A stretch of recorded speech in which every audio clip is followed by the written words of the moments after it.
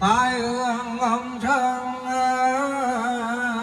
truyền tạc với vượt trấn điệp kiện binh ba phủ quỷ hoặc kỳ